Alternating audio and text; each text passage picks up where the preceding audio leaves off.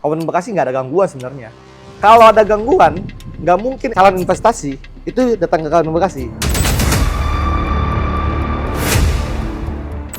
P3K di Bekasi artinya gitu. Coba banyak di sini. Nah, dengan 9.000 orang yang baru diangkat ini, kita juga berharap mereka bisa meningkatkan PAD lah.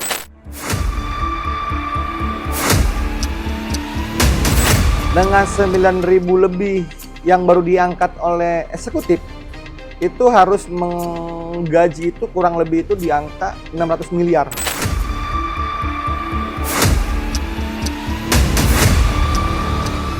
Kita butuh investasi atau investor untuk bagaimana penanganan sampah di Kabupaten Bekasi. Oh, itu menarik sih. Itu aja udah. Betul, betul. Saking intensnya Gubernur Jawa Barat bareng Bupati gusur sana gusur sini. Bongkar sana bongkar sini. Bongkar sana, bongkar sini gitu ya.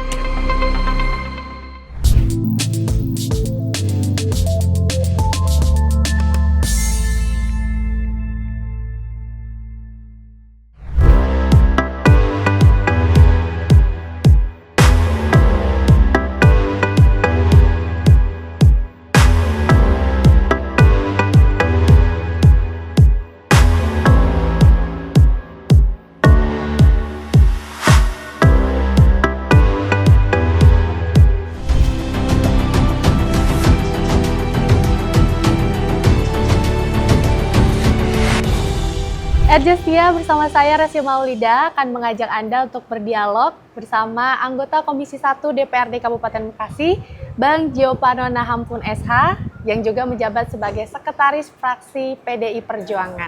Halo Bang Gio. Halo Resti. Dan ini bukan kali pertama, kita kali kedua setelah Abang dilantik sebagai anggota DPRD Kabupaten Bekasi. Betul. Untuk berdialog bersama RJ Setia.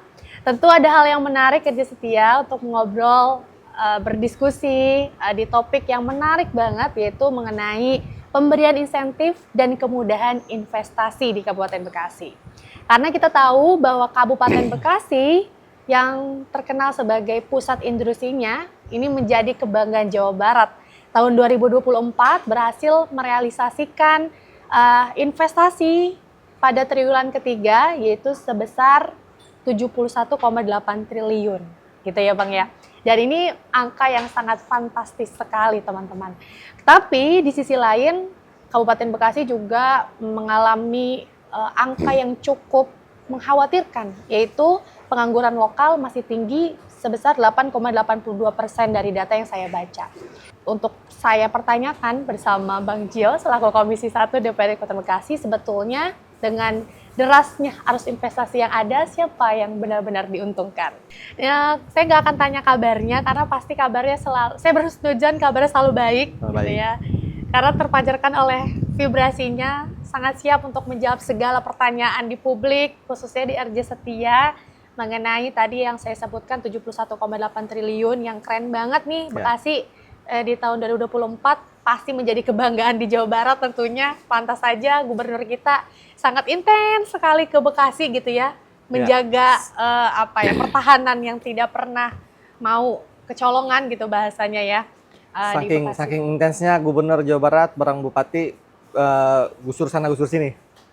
Bongkar sana bongkar sini. Bongkar sana bongkar sini gitu ya. Bisa jadi kan entah karena Bekasi menjadi Bang, lumbung semut ya, atau seperti apa nanti mungkin pendapat Bang Gio sendiri gitu ya. Ya, balik lagi, terima kasih atas undangannya dari RJ Setia. Semoga RJ Setia dimanapun selalu sehat dan sukses. Amin.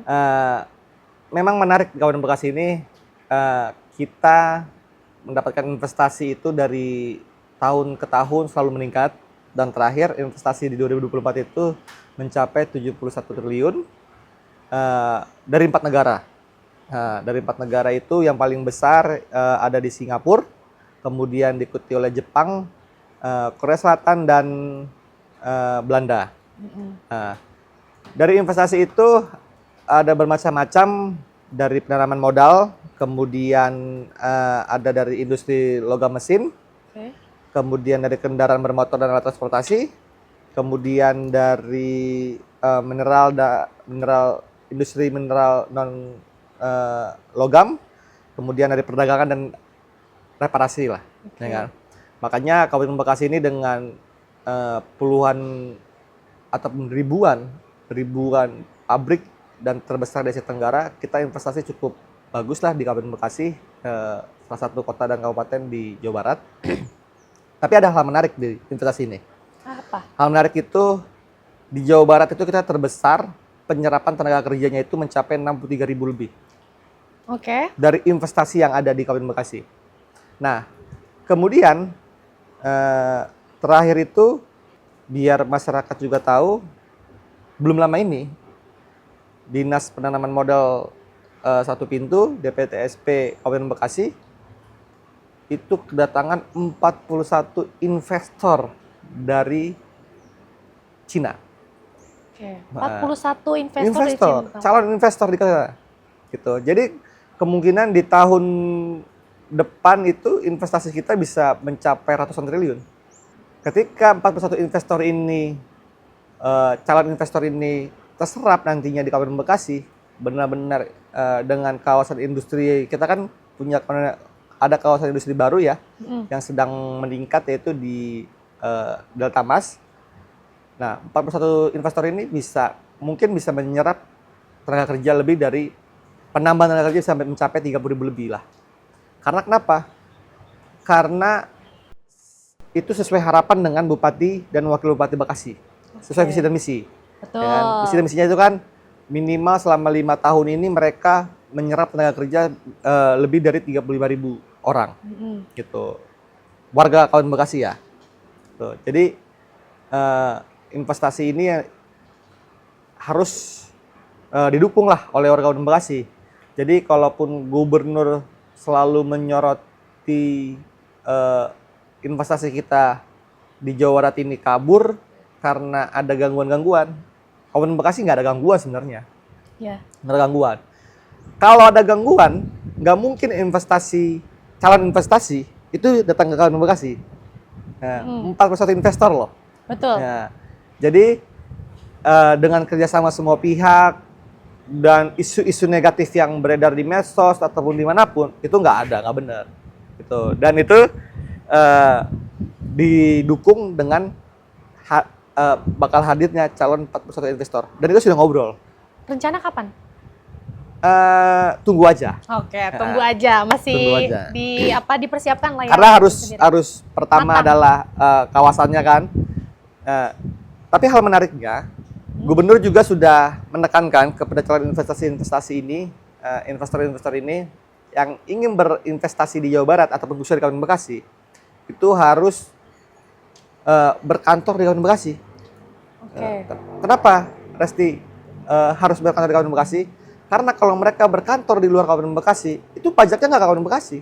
Satu hal, kantor perusahaan-perusahaan yang ada di Kabupaten Bekasi itu, rata-rata pajaknya itu ada di DKI Jakarta. Betul. Karena kantor mereka di sana. Ya, kantor pusatnya. Kantor pusatnya. Jadi mereka harus bayar pajak ke sana. Gitu. Jadi DKI Jakarta yang meningkat PAD-nya. Nah, ketika mereka calon investor 41 ini, ketika mereka buat kantor juga di Kabupaten Bekasi, itu akan meningkatkan PAD. Betul. Gitu. Oke, saya tertarik Bang Jo sebelum bahas mengenai tadi ya pertemuan dengan calon investor dari Cina 40 itu. Tadi kan realisasi investasi di tahun 2024 itu tembus di angka yang cukup tinggi, 71,8 miliar. Triliun. Triliun, mohon maaf, betul. Ini berasal dari Singapura, Jepang, Belanda dan Korea Selatan. Belanda dan Korea Selatan. Ini kan Singapura itu penyumbang investasi itu sampai 13,3 triliun. Oke. Kemudian diikuti Jepang itu 12,4 triliun dan Belanda itu 4,3 triliun dan Korea Selatan itu 4,3 triliun. Oke. Saya ada pertanyaan Bang terkait peraturan daerah. Ada nggak sih skema atau klausul secara eksplisit yang dijelaskan bahwa mewajibkan investor asing itu merekrut atau memprioritaskan tenaga lokal gitu di Bekasi sendiri, Bang? Atau penjelasan secara eksplisit untuk tidak membawa tenaga kerja dari negaranya? Kalaupun mereka membawa tenaga kerja dari negara asalnya, itu hal wajar. Karena bukan tenaga kerjanya lokalnya itu, tenaga kerjanya itu yang keras ya, tapi kan bicara perusahaan ini kan bicaranya kan tenaga ahli ya. Mungkin mereka lebih percaya dengan pekerja yang dari asalnya atau tenaga ahli dari sananya lah, dari negara asalnya gitu. Itu hal wajar karena kita pun ketika pun mereka ada tenaga kerja asing yang ada di Kabupaten Bekasi itu ada pajaknya juga. Oke. Ada pajaknya juga. Berapa persen? Itu diatur undang-undang semua. Gini, saya mau membahas mengenai kedaulatan keseimbangan mungkin ya antara kebutuhan investasi sama kebutuhan masyarakat kira-kira gitu. Kayak tadi misalkan penanaman modal Kabupaten Bekasi itu kan sudah ada 41 calon investor yang akan mendirikan perusahaan ya di Bekasi, kemudian ini akan berpotensi menyerap lebih dari 3.000-an tadi Bang Jo sampaikan.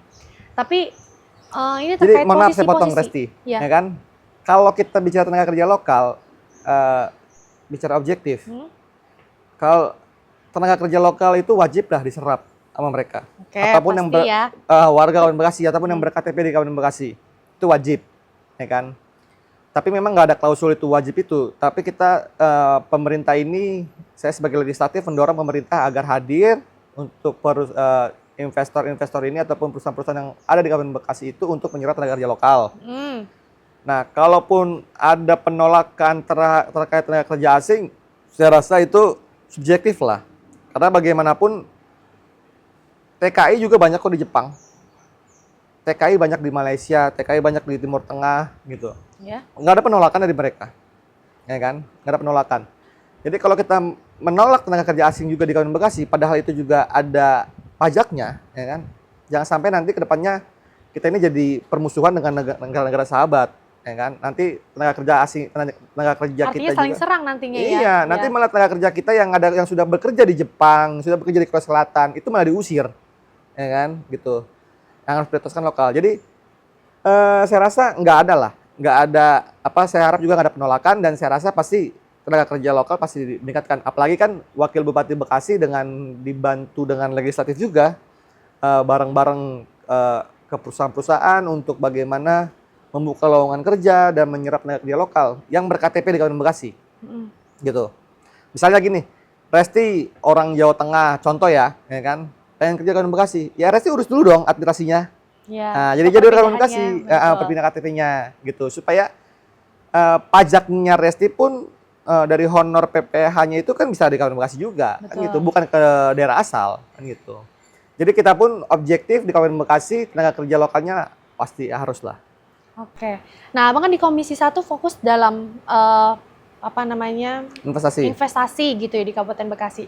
Target di 2025, sampai 2027 ya kan? Itu pasti meningkat lah, pasti meningkat gitu. Kalau 2024 itu 71 triliun, itu meningkat loh. Dari sebelumnya memang. Itu kan dari sebelumnya itu 53 triliunan, 40 triliunan. 4 triliun. Ya kan, akhirnya meningkat dalam 2024. Berarti kan memang investasi di Kabupaten Bekasi ini kan sangat menggiurkan. Betul. Gitu. Karena memang lebih mudah untuk ke tempat lain. Nah, kenapa akhirnya kita Kabupaten Bekasi harus berbenah dalam tadi yang di awal bongkar sana bongkar sini, ya kan? Sebenarnya itu memudahkan untuk investasi kita di Kabupaten Bekasi juga. Begitu. Kenapa? Karena gini, kalau aliran airnya saja terhambat ataupun nanti pabrik-pabrik itu banjir, kan jadi nggak ada yang mau di Kabupaten Bekasi. Gitu. Jadi kita benahi infrastrukturnya juga, ya kan? Baru investor datang. Ketika investor datang, kita bisa menyerap tenaga kerja lokal. Gitu. Jadi ini semua berkesinambungan. Begitu. Ini untuk menjawab juga kenapa akhirnya kok Bupati Bekasi dan Gubernur ini kok bongkar sana bongkar sini gitu. Kita penggusuran di mana-mana gitu harus benahi semuanya. Iya. Oke. Saya jadi tertariknya gini Bang, 54 kemudian ke 71,8 ini kan yang luar biasa ya angkanya ya. Artinya setiap tahun ada peningkatan investasi, tapi pengangguran juga semakin tinggi di Bekasi. Nah ini yang salah tuh di mana sebetulnya? Nggak ada yang salah sebenarnya. Karena gini, tercenderung semuanya itu ingin kerja di pabrik. Mindsetnya itu, maaf nih, anak petani itu ingin kerjanya di pabrik, anak tukang kebun ingin kerjanya di pabrik, gitu. Padahal kalau mereka menekuni pertanian, itu kan lebih bisa meningkat kesejahteraan. Resti percaya nggak, lulusan IPB itu, sarjana pertanian, itu pengen kerja di kebun, berusaha, mindsetnya berusaha, menjadi pengusaha, nggak akan ada pengangguran. Berarti mindsetnya masyarakat Bekasi masih pekerja dong, Bang? Ini kan tantangan Bukan juga. mindset masyarakat Bekasi, mindset pribadinya. Ya, ini kan kita lagi ngomonginnya lokal ya, Ah, ah. Bekasi ya kan. Berarti anggaplah ini konteksnya untuk masyarakat Bekasi. Karena kayak gini, karena memang yang lebih mudah itu kerja di pabrik, kerja dapat duit gaji, ada gaji bulanan. Karena memang Simple. Kalau Betul. pertanian kan enggak. Memang sih pertanian itu kan dia nunggu dulu 2 bulan atau 3 bulan baru dia dapat hasilnya. Betul. Sebenarnya sama. Hasil dia 1 bulan di PT ataupun 3 bulan di PT dengan 3 bulan panen itu sama sebenarnya. Nah, ini kan akan menjadi masalah yang terus berkepanjangan, Bang. Masyarakat menganggap pemerintah tidak memberikan fasilitas, kemudian pemerintah Sebenarnya karena pengangguran itu tercipta itu bukan karena nggak ada kesempatan, karena ada persaingan aja. karena ada Persaingan. Oke. Gitu. Makanya kita mudahkanlah investasi di Kabupaten Bekasi sehingga pengangguran bisa dientaskan.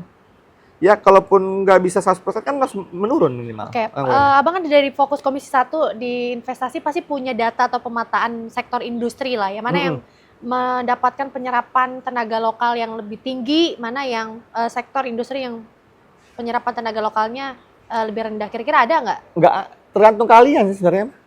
Maksudnya? Gini, SMK, SMA itu kan SMK lebih dominan untuk di dunia industri dibandingkan SMA. Ya. Sedangkan yang SMA itu kan ya maaf ya belum punya kalian sehingga dia ketika ngelamar kerja itulah tercipta penganggurannya gitu loh. Karena belum ada kaliannya. Kalau di SMK kan memang sudah dibentuk untuk kerja di pabrik atau di industri gitu loh. Nah, pengangguran yang ada di Bekasi kan memang sebenarnya kalaupun harus dibenahi itu ini nih harus hadir nih sebenarnya sih. Saya pun sebagai legislatif sudah beberapa kali diskusi di Bamperda, Badan Perda daerah. Perusahaan itu sebenarnya sudah harus jangan membuat batas tinggi. Jadi yang perlu diketahui Resti adalah perusahaan itu saat membuka lowongan pekerjaan dia tuh ada batas persyaratannya, batas tinggi 155, 60 cm gitu. Sedangkan ya maaf nih, banyak anak-anak Gen Z sekarang itu tingginya itu kurang. Ketika itu tingginya kurang, disitulah mereka nggak lolos persyaratan. Akhirnya mereka nganggur, nyari kerja sana sini nggak nemu. Ya udah akhirnya menikmati hidup. Nah, apalagi perusahaan itu sudah diatur di undang-undang, tapi maaf, belum mau menerima disabilitas di perusahaan. Padahal itu wajib loh. 1% tenaga kerja di perusahaan itu harus ada disabilitasnya. Tapi mereka belum. Nah, ini kan pengangguran yang dicatat oleh pemerintah itu kan bukan hanya pengangguran karena lu nganggur nggak dapat kerjaan, tapi karena pertama adalah persyaratan tinggi, yang kedua dia persyaratan disabilitas. Ya. Nah, itu yang membuat akhirnya pengangguran banyak di Kabupaten Bekasi. Kalau misalnya persyaratan ini diabaikan, pasti mereka semangat kerja kok. Semangat kerja. Nah, itu pertama. Yang kedua, umur lagi. Ya. Maksimal umur 24, 23. Mohon maaf nih, bukan karena umur saya udah di atas 30. Ya kan? Seseorang yang umur 20 tahun dengan seseorang yang umur 35 tahun, saya yakin lebih rajin umur 35 tahun kerja di perusahaan. Kenapa?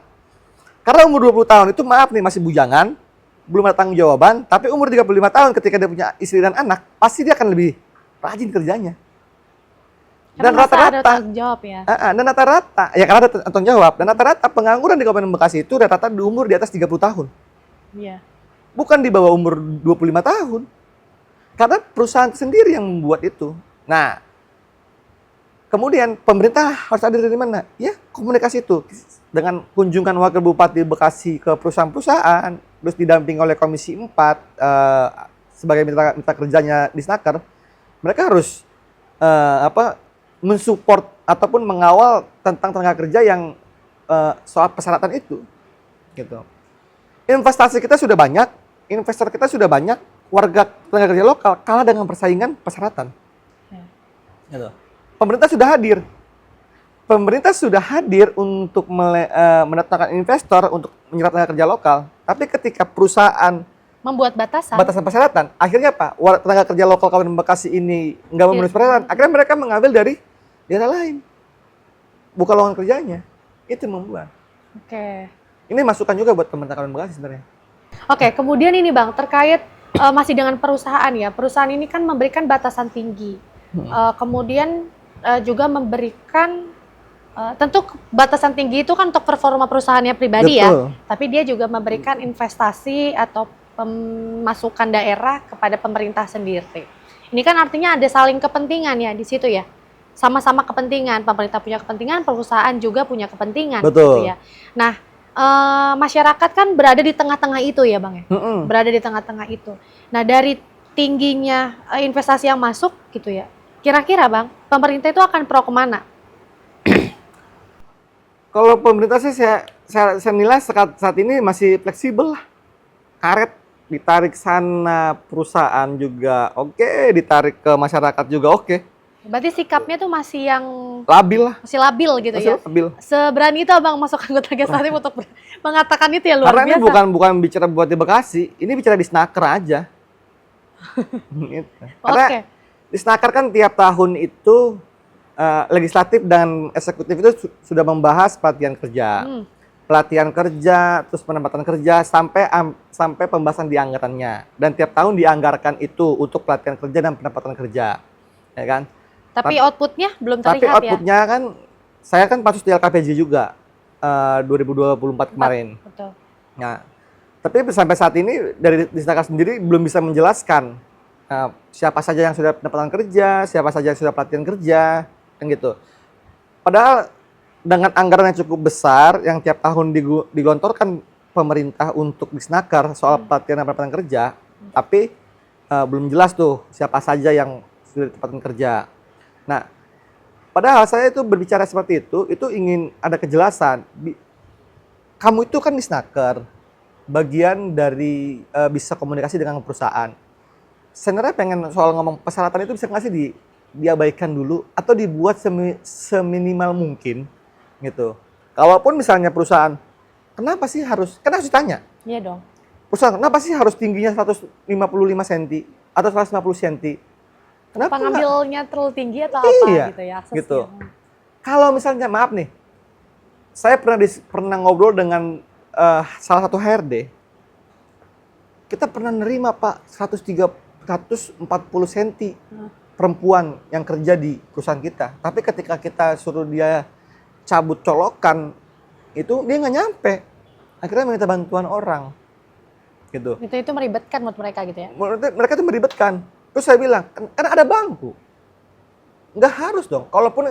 Kalaupun itu ketinggian caranya bercolokannya, kamu perusahaan, kamu turunin kabelnya, dipermudah. Emang harus colokan tinggi, bikin colokan di bawah, kan bisa. Gitu. Ya tinggi 1 meter kek. Jadi nggak ada alasan perusahaan, nggak harus tinggi, harus ini, nggak bisa. Kalau itu alasan mereka, ya kita punya alasan juga. Alasan yang lebih bermanfaat lah. Oke, kemudian terkait pemberian insentif nih Bang. Insentif apa nih? Investor dong. Kan kita lagi ngomongin investasi nih. Ya kan? Kalau itu saya, namanya dia eksekutif lah itu mah. Bukan gitu. bukan legislatif. Tapi kan Abang di Komisi 1 Bang. Saya di Komisi 1 tapi kan nggak ada bahas insentif itu.